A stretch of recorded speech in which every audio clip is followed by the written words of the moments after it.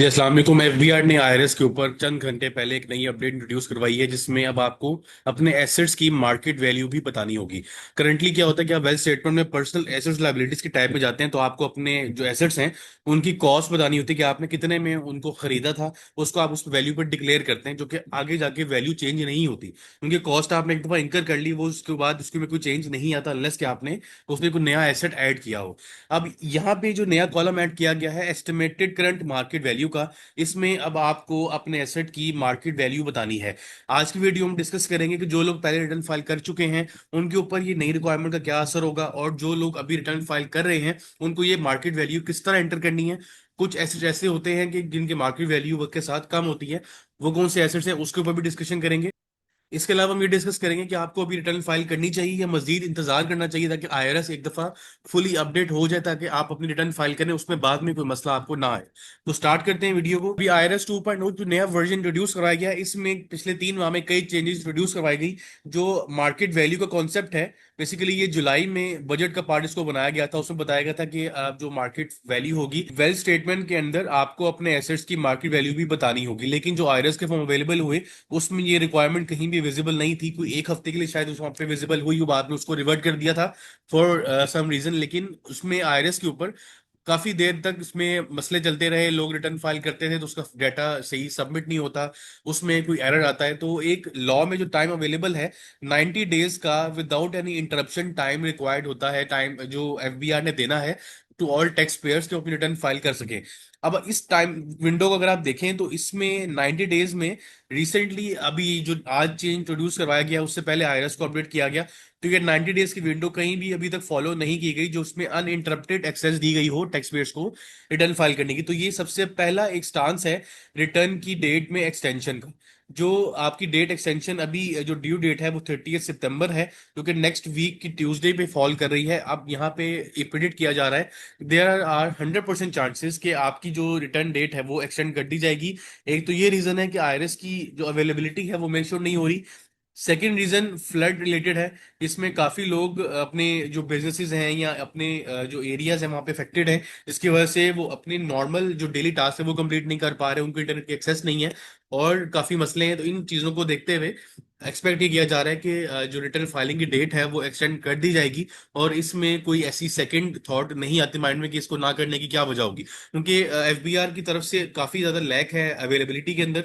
और अभी भी अगर आप देखें तो मार्केट वैल्यू का डाटा जो नया आपने प्रोवाइड करना है उसमें अब आपको डाटा एंटर करने की जरूरत है। अब हम डिस्कस कर लेते हैं कि आपको जो मार्केट वैल्यू डाटा एंटर करना है उसकी इन्फॉर्मेशन आप कहाँ से फेच कर रहे होंगे। तो आप अपने एसेट्स की डिटेल जो वहां पर डाल रहे होते हैं उसमें आपकी प्रॉपर्टी होती है, जिसमें आपके नाम पे कमर्शियल प्रॉपर्टी है, रेजिडेंशियल प्रॉपर्टी वो आप वहां पे ऐड कर रहे होते हैं। आपका जो बैंक बैलेंस है उसमें आप अमाउंट डाल रहे होते हैं। इन्वेस्टमेंट्स में आपके पास कुछ शेयर की इन्वेस्टमेंट है, प्रोविडेंट फंड है, लाइफ इंश्योरेंस पॉलिसी है, या आपने कोई प्रोविडेंट फंड वगैरह आपका चल रहा है वो भी आपके इन्वेस्टमेंट का पार्ट बनता है। वो सारी चीजें आप यहाँ दिखा रहे होते हैं। गोल्ड है मेन एसेट जो आफ्टर प्रॉपर्टी हाई वैल्यू का वहां पे डिक्लेयर कर रहे होते हैं। इसके अलावा व्हीकल वगैरह ये सारी चीजें आप अपनी रिटर्न में दिखा रहे होते हैं, या इधर जो आपके हाउस होल्ड इफेक्ट्स आइटम होती है इसमें फर्नीचर शामिल होता है, वो भी आप रिटर्न में दिखा रहे होते हैं। अब यहाँ पे आप कॉस्ट तो एंटर कर रहे हैं अभी, अपने डाटा की जो कॉस्ट आप एंटर कर रहे हैं वो एक कॉलम आपको यहाँ नजर आ रहा है।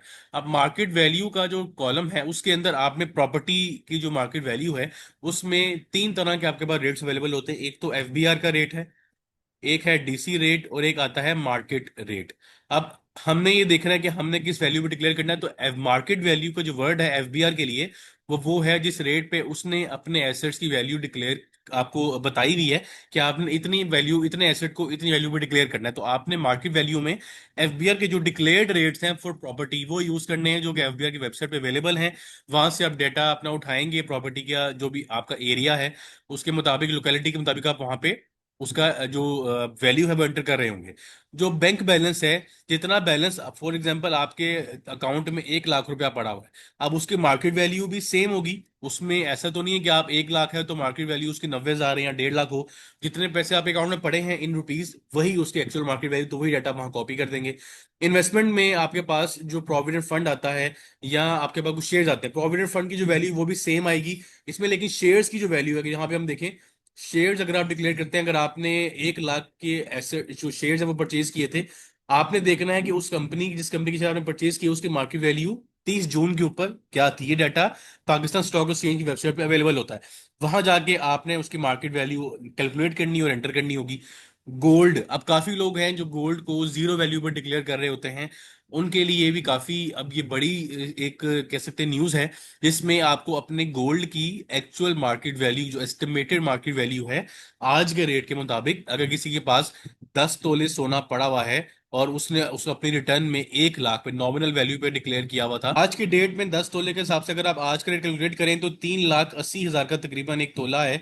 तो ये आपका 38 लाख रुपया बनता है, 3.8 मिलियन, जो आपने 1 लाख पे डिक्लेयर किया हुआ है। एफबीआर को पता चलेगा कि आपका असल जो एक एसेट है वो कितनी वैल्यू पे है, और आपकी नेट एसेट वैल्यू जो आपकी एक बंदे की होती है ना, नेट वैल्यू या उसकी जो नेट वर्थ होती है, एफबीआई वो कैलकुलेट करना चाह रहा है।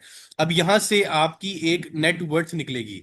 नेट वर्थ जो कैलकुलेट होगी, एफबीआई देखेगा कि किस बंदे के पास एक्चुअली में कितने मालियत का एसेट है वो पड़ा हुआ है, जिसको वो आगे इस्तेमाल करेगा आपको फर्दर नोटिस करने के लिए, या अगर आपने कोई आगे ट्रांजेक्शन करनी है तो वो उसमें उस डाटा को इस्तेमाल कर रहा होगा कि आपके पास जो एसेट थे वो एक एक्स वैल्यू पे आपने डिक्लेयर किए हुए थे, जो कॉस्ट थी उसकी अब मार्केट वैल्यू ये निकल आई, तो यहाँ पे वो एस्टिमेट करेगा कि क्या आप वाकई ये ट्रांजेक्शन कर सकते थे या नहीं कर सकते थे।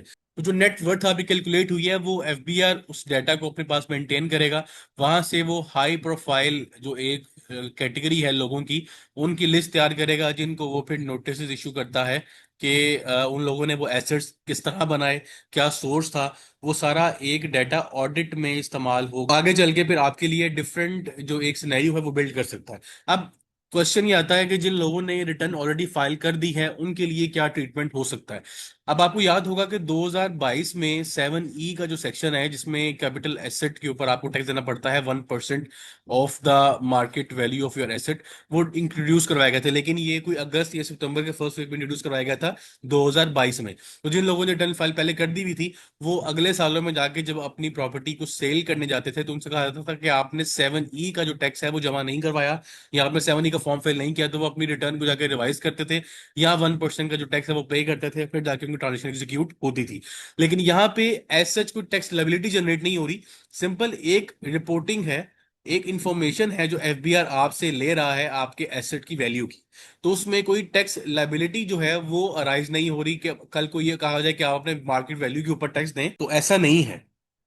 अब इस सिचुएशन में अगर हम देखें तो जिन लोगों ने रिटर्न फाइल कर दी है उन्होंने अगर अपना ये डाटा डिक्लेयर नहीं किया, तो उनको उनके लिए कोई ऐसा परेशानी वाली बात नहीं है, कुछ थ्रेट नहीं है, क्योंकि नोटिस आ जाएगा, क्योंकि एक रिपोर्टिंग डाटा था जो सबमिट कर चुके हैं इस डेट से पहले, उनके लिए there is no requirement of providing the market value.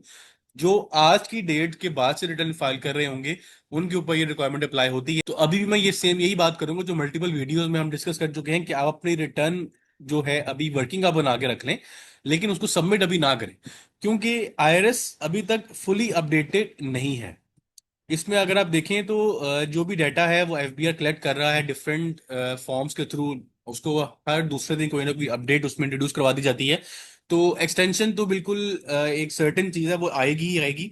तो रिटर्न वर्किंग आप कंप्लीट कर लें, डाटा सारा कंपाइल कर लें, कि उसको भी सबमिट ना करें, वेट कर लें, एक डाटा को जो आईआरएस का फॉर्म है उसको मैच्योर होने दें, उसके बाद अपनी सबमिशन आप इंश्योर करें, ताकि आपका जो फॉर्म है वो कंप्लीट हो हर लिहाज से।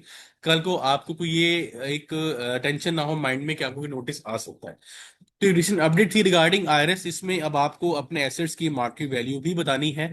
और कुछ एसेट जैसे मैंने बताया ऐसे होते हैं इनकी मार्केट वैल्यू कम होती है, इसमें आपका फर्नीचर है घर का, कोई इलेक्ट्रॉनिक आइटम है, आप अगर कोई इलेक्ट्रॉनिक आइटम परचेज करते हैं, फर्नीचर परचेज करते हैं, उसको आप जब बेचने आते हैं तो उतनी वैल्यू रिकवर नहीं होती, तो मार्केट वैल्यू से कम होती है।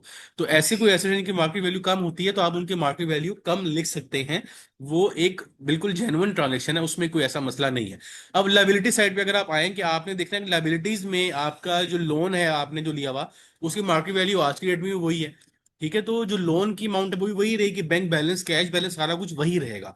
जो आपके एसेट्स हैं उनकी वैल्यू डिटरमिन करनी पड़ेगी कि आप वो एसेट्स की वैल्यू आज कम है एज कम्पेयर टू कॉस्ट, या वो बढ़ गई है। तो ये एक रिसेंट अपडेट थी रिगार्डिंग आईआरएस। इंशाल्लाह इस वीडियो में टॉपिक की डिस्कशन होगी। अपना ध्यान रखिएगा। अल्लाह हाफिज। मैंने अपने व्हाट्सएप पे चैनल बनाया है सीए पैकेज शेख के नाम से। इसमें जितनी भी रिसेंट अपडेट्स हैं वो आपको एक्सक्लूसिवली यहाँ पे अवेलेबल होंगी, रियल टाइम पे आपसे शेयर की जाएंगी। उसके बाद वीडियो में जो भी मैं डिस्कशन करता हूँ उसको मैं पहले ही ग्रुप में बता दूंगा इंशाल्लाह कि जो आज हम डिस्कशन करेंगे वो किस टॉपिक के ऊपर होगी। उसके अलावा जो भी नई अपडेट्स आएंगी वो इस चैनल के ऊपर आपको उसके लिंक्स या डॉक्यूमेंट्स आपको अवेलेबल होंगे। तो आपसे रिक्वेस्ट है, मैंने लिंक इस चैनल का डिस्क्रिप्शन में ऐड कर दिया, आप उसको जाकर फॉलो करें ताकि आप रिसेंट अपडेट्स के साथ इन टाइम अपडेटेड रहें।